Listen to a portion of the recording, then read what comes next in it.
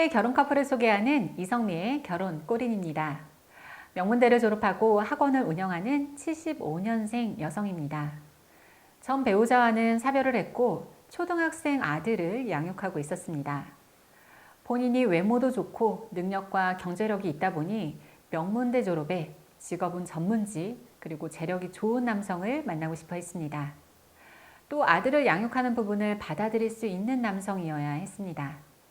대신에 나이 차이는 12살까지는 괜찮다고 했고 미국에 거주하는 분도 만나보고 싶다고 했습니다. 그런데 어린 아들을 양육해야 하는 상황을 받아들이는 남성들이 많지는 않았습니다. 더구나 자녀가 아들이라서 더 걱정하는 분들도 있었습니다. 그러다가 여성분은 미국으로 이주 계획을 구체적으로 생각하고 있다면서 미국에 있는 분만 소개를 받겠다고 했습니다. 한국과 미국을 병행할 때보다 소개 범위가 더 줄어들었습니다. 미국에 있는 매니저들과 상의를 해서 상대를 찾고 있었는데요. 그 당시 마침 한국을 방문하는 남성분들이 몇 분 있었습니다. 그분들은 학벌도 좋고 재력도 있는 분들이었습니다. 그중 한 남성에게 이 여성을 소개했는데요. 남성분은 본인의 자녀들은 이미 독립을 해서 신경 쓸 일이 없고 홀가분하게 재혼을 하고 싶다면서 거절의 뜻을 내비쳤습니다. 그래서 여성이 자녀 교육이나 양육비 등은 본인이 책임질 능력이 충분히 되고 아들이 고등학교에 들어갈 때면 독립시킬 계획도 있다고 설명했습니다.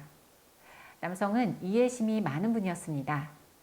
자식을 키워야 하는 여성의 마음이 어떻겠냐며 내 기준에 다 맞는 상대를 만나는 게 욕심이 아니냐면서 여성을 한번 만나보겠다고 했습니다. 그렇게 해서 남성이 한국에 왔을 때 만남이 이루어졌고 두 분은 첫 만남에 호감을 느끼게 됐습니다. 이후 남성분은 비행기 표와 미국 호텔까지 예약을 해주고 여성분을 미국에 초대했습니다. 미국에 가서 남성의 생활을 보고 온 여성은 결심을 더 굳히게 됐습니다.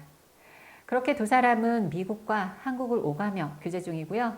여성분이 아들과 함께 조만간 미국으로 들어갈 계획을 하고 있습니다.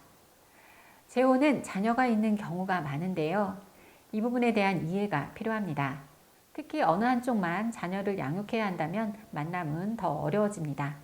더구나 아들을 양육하는 경우는 더욱 그렇습니다.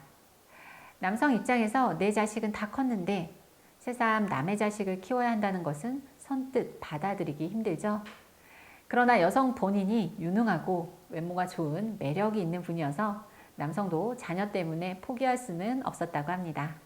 재혼의 경우 양육자는 만남이 어려운 측면이 있지만 자녀를 키우는 책임감과 성실함이 있기 때문에 결혼 생활을 잘합니다. 재혼이 늘고 있는 상황에서 자녀에 대한 생각도 바뀌어야 할 필요가 있습니다.